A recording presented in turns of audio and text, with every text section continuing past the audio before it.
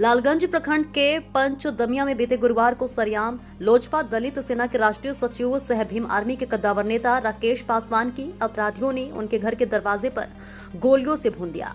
कमलेश्वर पासवान के दो पुत्र हैं। बड़े मुकेश पासवान पूर्व जिला परिषद सदस्य रह चुके हैं। छोटे बेटे राकेश पासवान थे जो शोषित वंचितों के मसीहा के रूप में जाने जाते थे। हत्या की खबर मिलते ही उनके घर से लेकर अस्पताल तक सैकड़ों लोगों की भीड़ मौके पर जुट गई। इस दौरान आक्रोशित लोग हंगामा करने लगे। राकेश पासवान गुरुवार की शाम करीब 5 बजे अपने दरवाजे पर बैठे थे। इसी बीच लालगंज की तरफ से हथियार से लैस 2 बाइक पर सवार होकर 4 अपराधी पहुंचे, जिसमें एक ने राकेश को प्रणाम किया तो वहीं दूसरा पीछे से जाकर पिस्टल से गर्दन और सिर पर दनादन गोलियां दाग दी। जब मुकेश कुर्सी से नीचे गिर गए तब 4 से 5 गोली सीने में दाग दिया। वहीं पर ढेर हो गए। परिजनों एवं ग्रामीणों ने अस्पताल में भर्ती कराया। सदर अस्पताल के डॉक्टरों ने उन्हें मृत घोषित कर दिया। गुस्साए लोगों ने देर शाम लालगंज में तोड़फोड़ की और आगजनी की। कई घंटों तक दहशत का माहौल था। सैकड़ों की संख्या में पुलिस वज्र वाहन के साथ पहुंची और भीड़ को नियंत्रण किया, बड़ी घटना होने से बचाया। गुस्साए लोग ज्यादातर नारे लगाए, पुलिस प्रशासन से इंसाफ की गुहार लगा रहे थे। सभी का कहना था कि अपराधियों को जल्द से जल्द पकड़ा जाए। राकेश अपनी पीछे पत्नी सुंदरी देवी व पुत्र ऋतिक, ऋषभ एवं एक पुत्री रोशनी को छोड़कर चले गए। सभी बच्चे अभी पढ़ाई कर रहे हैं। शुक्रवार को बसंता जहानाबाद घाट पर पंचतत्व में विलीन हुए राकेश। हजारों हजार की संख्या में लोग शव यात्रा में शामिल हुए। शनिवार को दोपहर करीब 12 बजे जन अधिकार पार्टी के सुप्रीमो पप्पू यादव पंचदमिया आवास पर पहुंचे। परिजनों से मिले, उन्हें इस दुख की घड़ी में संतावना दिया। तत्काल 25,000 रुपए सहयोग के रूप में दिया और बच्चों की पढ़ाई और बेटी की शादी की जिम्मेदारी अपने जिम्मे लिया। पत्नी सुंदरी देवी का रो रोकर बुरा हाल है, वो बार बार बेहोश हो जा रही थी। पप्पू यादव ने तुरंत एसपी से बात की और अपराधी को गिरफ्तार करने की बात कही। वही परिवार को सुरक्षा देने की बात कही। अपराधी की शनाख्त हो चुकी है। जिसने गोली मारी उसे परिजनों ने पहचान लिया है। वह पास के ही गांव का रहने वाला है। आदित्य ठाकुर है, जो पिछले कुछ दिन पहले ही जेल से रिहा होकर बाहर आया था। इस घटना का मास्टरमाइंड कौन है, इसके पीछे किसका हाथ है, ये अभी तक पता नहीं चल पाया है। पुलिस अभी तक अपराधी को गिरफ्तार करने में नाकाम रही है। लालगंज के हर चप्पे चप्पे पर पुलिस की तैनाती है। मार्केट खुला है। लोग अपनी आवश्यकताओं की पूर्ति के लिए बाजार जा रहे हैं।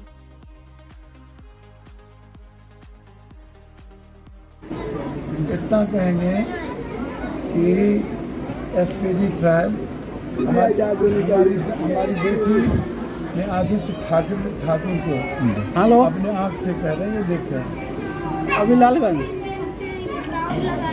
और 2-3 दिनों से वो आ जा रहे थे। अभी अल्लाह अननोन आदमी बहुत सारे लोग थे। चारों तरफ से कोई वीडियो बना रहा था, कोई गोली चला रहा था,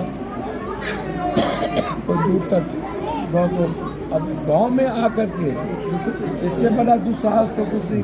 घर में आके और गांव में आके, उस गांव में आके जहाँ मतलब गरीब के फर्क लोग हैं। मैं मुख्यमंत्री जी से आग्रह करूँगा, इसकी पूरी हाईकोर्ट के वर्तमान न्यायाधीश से या तो इसकी जांच करा दे या तो CBI फाइल करा दे। मारने वाला कोई और है, मरवाने वाला कोई और है। जो लोग मरवाने वाले हैं वो लोग गायब हो गए। थाना अभी तक इतनी बड़ी घटना के बाद थाना प्रभारी को सस्पेंड नहीं किया गया। मुकेश जी को अभी तक सुरक्षा की व्यवस्था नहीं की गई, जबकि एक भी गांव के लोग बड़े बुजुर्ग चौक पर जाने से अब डर रहे हैं। तो हम लोग कैसे जाएंगे? तो आम आदमी की सुरक्षा बिल्कुल समझिए कि कंप्लीट कोलैप्स कर गई। इसलिए मैं आपसे बहुत क्लियर हूँ, राकेश की लड़ाई हम व्यक्तिगत तौर पर लड़ेंगे। इस लड़ाई को हम कमजोर नहीं होने देंगे। मुकेश की सुरक्षा हमारी जिम्मेदारी है। किसी भी कीमत पर हम अभी SP साहब से बात करते हैं, अन्य लोगों से भी बात करेंगे। मैं सिर्फ इतना कह रहा हूँ, और उल्टे ही घटना के बाद जो आक्रोश था, तो आक्रोश पूरे के पूरे हाजीपुर में आक्रोश था।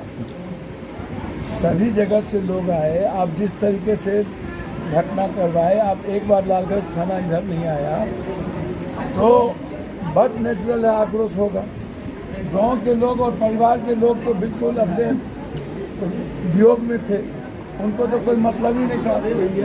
अभी लालगंज में पूरा तोड़ कर दिया हुआ है। हम लोग सब यहाँ आपको क्या लगता है सर, इसमें पुलिस की भी मिलीभगत है? चूँकि निर्दोष लोगों को पकड़ा जा रहा है। जो जो लोग अपनी लाश को लेकर के थे, अब उन्हीं लोग भाई यदि आपको लगता है कि कोई गलती है कुछ है तो आप सीसीटीवी फुटेज है चीज़ें हैं उसको देखिए। आप अपराधी को प्रोटेक्ट के बदले आप निर्दोषों को पकड़ते हैं। अपराधी पूरा लोग गुस्से में तो आक्रोश में तो कुछ हो ही जाता है। तो इसीलिए अपराधियों को यदि आप पकड़ लीजिएगा और चार्जशीट करके अविलंब स्टडी ट्रायल कर दीजिएगा तो फिर गुस्सा कम हो जाएगा। तो हम अपने बिहार से सटा हुआ सीमावर्ती है उत्तर प्रदेश, जहाँ एक उमेश पाल के हत्या के बाद 6 इनकाउंटर हो चुके हैं, तो बिहार में उनका हुआ इनकाउंटर मुझे तो समझ में नहीं आता है। यूपी में सबसे ज़्यादा अपराध है और वहाँ किसी राजपूत के क्रिमिनल को आज तक नहीं मारा गया। वहाँ ब्राह्मण समाज ज़्यादा मुसलमान गलत इनकाउंटर। सिर्फ ब्राह्मण अपनी राजनीति के लिए वो इनकाउंटर करते हैं। एक भी वहाँ राजपूत समाज में जो उल्टा जात है उसमें कोई क्रिमिनल नहीं है। बरजेश सिंह महात्मा गांधी हैं जिसको दामाद की तरह वो रखते हैं और लोग महात्मा गांधी हैं। हाँ, अफजाल अतीक या और लोग यदि गुंडा है तो बरजेश क्या है? राजनीतिक प्रतिद्वंदा के कारण वो मरवा रहे हैं। सबसे ज्यादा दुश्मनी उनकी ब्राह्मण से थी और उसको उन्होंने चिन्हित किया। तब उन्होंने चमार जाति को चिन्हित किया वहाँ, तब जादव को किया, तब मुस्लिम को किया। इसलिए काउंटर का मतलब है अपराधी।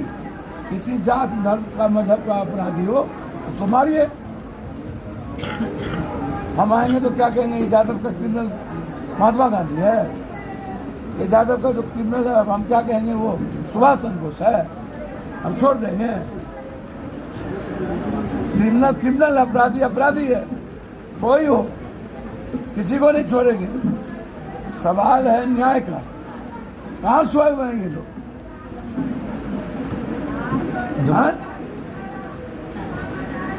नेता हमेशा कितना 100 मर्डर में तो हम आ चुके हैं हाजीपुर, कितने बलात्कार में आ चुके हैं हाजीपुर, आज से आ रहे हैं। 84-85 से सलाम इस इलाके में चल रहे हैं। बिहार में सुशासन की सरकार है फिर भी आए दिन सर मुझे समझ में नहीं आता है जी। समाज भी तो चुप हो गई और अपराध भी नहीं रुक रहा है जी। इसके लिए अब सरकार से एक बार खत्म हो गई है। दंगा मुख्यमंत्री के घर में 8 दिन रह जाए। दोस्तों नमस्कार, मैं जिशान, स्वागत है आपका न्यूज़ लाइन नेटवर्क सच खबर सब पर नज़र। अभी हम लालगंज प्रखंड के पंचदमिया गांव में हैं और सभी को पता है कि पिछले गुरुवार को शाम के 3:30 बजे करीब एक दलित नेता, भीम आर्मी के नेता राकेश पासवान जी की दिन दहाड़े घर में घुस के मृत्यु हो गई। उसी सिलसिले में अभी पप्पू यादव भी आके गए हैं यहाँ से और आइए हम उनके परिवार से बात करते हैं। उनके बड़े भाई जो कि पूर्व में जिला परिषद रह चुके हैं मिस्टर मुकेश पासवान जी, आइए इनसे बात करते हैं। सर बहुत दुख के घड़ी में हम सब आपके साथ हैं। सर ये जानना चाहेंगे कि सर उस दिन जो गुरुवार की घटना थी कैसे घटी और आप उस वक्त कहाँ? गुरुवार का समय था संध्या 5 बजे, शाम में 5 बजे मेरा भाई है, मेरा माँ दोनों बैठी हुई थी बगल में। 2 मोटरसाइकिल से आया 4 लोग, मेरे भाई को पैर छू के प्रणाम किया। 2 मोटरसाइकिल पर ही बैठा था और 2 उतर के पैर छू के प्रणाम किया। एक भाई के पीछे आ गया, खड़ा हो गया और पीछे भाई के गर्दन पर 8-10 गोली पीछे से मार दिया। कुर्सी पर बैठा ही मेरा भाई रह गया।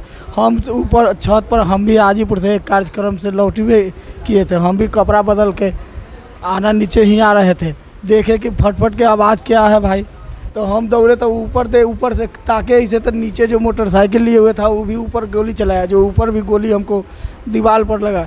उसके बाद वहाँ से नीचे आए भागते हुए, इस सामने वहाँ देखिए वहाँ गोली का निशान है, वहाँ पर गोली मारा।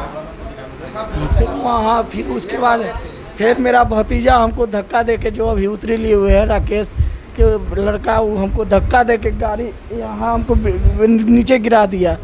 जो गोली वहाँ जाके लगा, उस समय हम बाल बच गए। तो अपराधियों की ये साजिश थी कि दोनों भाई को जड़ से हाँ, दोनों भाई जो गरीब की मदद करते हैं, यहाँ दबे कुचले जो भी शोषित समाज के लोगों को हम लोग जो मदद करते हैं, उन लोगों को भा नहीं रहा है। मेरा भाई का 13 तारीख के हत्या होता है और 14 तारीख के हम लोग धूमधाम से यहाँ से अम्बेडकर जयंती मनाने वाले थे।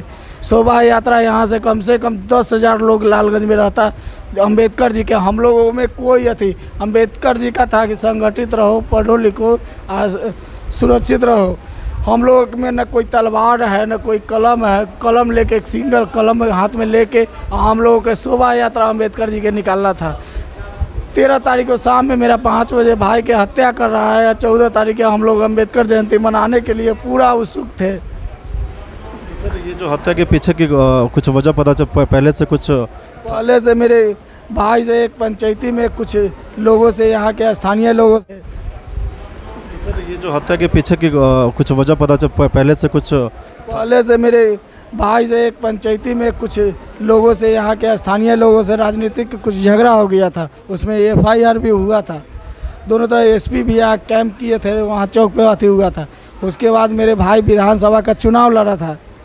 भाई मेरा अच्छा खासा वोट यहाँ से विधानसभा में हम लोग वोट लाए थे। परसों की बात है, मेरी भावो जो भाई मेरा मर गया, उसका पत्नी बोल रही है आज कि किसी से फ़ोन पर बात हो रहा था, कह रहा था कि तुम अम्बेडकर जयंती नहीं निकाल सकते हो, हम थाना प्रभारी तुमको परमिशन देवे नहीं करेंगे कि तुम अथी अम्बेडकर जयंती मनाओगे। तो वो कहा, मेरा भाई बोल रहा था, वो भाव बता रही थी, बोल रहा था कि हम हर हाल में अम्बेडकर जयंती मनाएंगे, हम हर साल के भांति मनाते हैं, इस साल भी हर मनाएंगे हम धूमधाम से। तो वजह एक छोटी सी थी कि अम्बेडकर जयंती के दिन शोभा यात्रा रैली निकालना था शहर होके, और प्रशासन इसकी अनुमति नहीं दे रही थी, और राकेश जी चाहते थे कि हम पूरे धूमधाम से शोभा यात्रा, हाँ हर साल निकालते थे हम लोग, इस साल भी शोभा यात्रा निकालने में थे। 48 घंटा से ऊपर हो गया है, अभी तक अपराधियों का कोई पता है? कोई नहीं ना। हम लोगों के सुरक्षा में हाउस गार्ड 5 गो, माननीय केंद्रीय मंत्री पशुपति कुमार पारस जी आए, फ़ोन किए तो 5 गो हम लोग को हाउस गार्ड की व्यवस्था करा दिया। वो भी दिन में हथियार लेके आता रहता है और रात में डंटा वाला को यहाँ सुला के चला जाता है। अभी पप्पू यादव जी आए थे, उन्होंने उनसे क्या बातचीत हुई, उन्होंने क्या आश्वासन दिया? उन्होंने आश्वासन दिया कि हम CBI से जांच करवाएंगे और उसके बाद बच्चे को पढ़ाई लिखाई या बेटी का ब्याह का कन्यादान हम करेंगे, वो बोल के गए हैं। और बोले हैं कि सुरक्षा की व्यवस्था है, पूरे परिवार का सुरक्षा का जिम्मा हमारा है। वो अपने स्तर से बोले हैं कि हम पूरे परिवार का सुरक्षा का जिम्मा हम उठाएंगे। राकेश जी अपने पीछे कितने लोग छोड़ गए हैं, पत्नी और कितने बच्चे? पत्नी है, दो बेटा, 3 भाई को, भतीजा को, पूरे समाज को, हजारों लोगों के छोड़ के गए। क्या कहिएगा, वो तो छोड़ के गए हैं कि सरकार से यही ये रहेगा कि जल्द से जल्द वो अपराधी को गिरफ्तार करे और जेल के भीतर। आपकी क्या मांग है सरकार से? अपराधी को अविलंब, जिस तरह से यूपी में योगी जी इनकाउंटर कर रहे हैं, अपराधी का सफाया हो रहा है, हम भी चाहेंगे कि यहाँ बिहार से अपराधी जो भी हो, किसी भी जाति धर्म का हो, अपराधी होता है, उसका इनकाउंटर यूपी की तरह यहाँ भी होना चाहिए। तो बिहार में बहार है, नीतीश कुमार है का नारा देने वाले और सुशासन की सरकार है, लेकिन यहाँ फिर भी दिन दहाड़े हत्या हो जाती है। 48 घंटा से ऊपर तो वो अपराधी को गिरफ्तार करे और जेल के भीतर। आपकी क्या मांग है सरकार से? अपराधी को अविलंब, जिस तरह से यूपी में योगी जी इनकाउंटर कर रहे हैं, अपराधी का सफाया हो रहा है, हम भी चाहेंगे कि यहाँ बिहार से अपराधी जो भी हो, किसी भी जाति धर्म का हो, अपराधी होता है, उसका इनकाउंटर यूपी की तरह यहाँ भी होना चाहिए। तो बिहार में बहार है, नीतीश कुमार है का नारा देने वाले और सुशासन की सरकार है, लेकिन यहाँ फिर भी दिन दहाड़े हत्या हो जाती है। 48 घंटा से ऊपर हो गया, लेकिन अभी तक अपराधियों को पुलिस पकड़ने में नाकाम है, और पता चला है कि जिसने गोली चलाई है उसकी शिनाख्त भी हो गई है। हाँ, मेरा भतीजा देखा है, उसके आदित्य ठाकुर नाम है। जब अपराधी की पहचान भी हो गई है, फिर भी पुलिस अभी तक नाकाम है। इससे ये क्लियर होता है कि प्रशासन भी कहीं ना कहीं इसमें मिली हुई है। FIR में हम पूरे दर्शा दिए हैं कि मेरे भाई के साथ कब क्या घटा है, हम पूरे FIR में दर्शा दिए हैं। अभी तक कोई भी गिरफ्तारी हुई है? किसी का कोई गिरफ्तारी नहीं, किसी तरह का हम लोगों का कोई तक अभी जानकारी नहीं है। मैं प्रशासन से मांग भी करूंगा कि और 72 घंटे में गिरफ्तारी नहीं होता है तो बहुत बड़ा हम लोग धरना प्रदर्शन शांतिपूर्ण तरीके से मांग करेंगे कि हमारा भाई का अविलंब हत्यारा को गिरफ्तार करके हम लोग को दीजिए। हम लोग को अभी मार्केट भी नहीं जा सकते हैं, कुछ सर सामान भी लाना है वो भी नहीं ला सकते हैं। हम लोग कैसे सुरक्षित रहेंगे? जब घर में सुरक्षित नहीं है तो हम रोड के बाहर कैसे जा सकते हैं?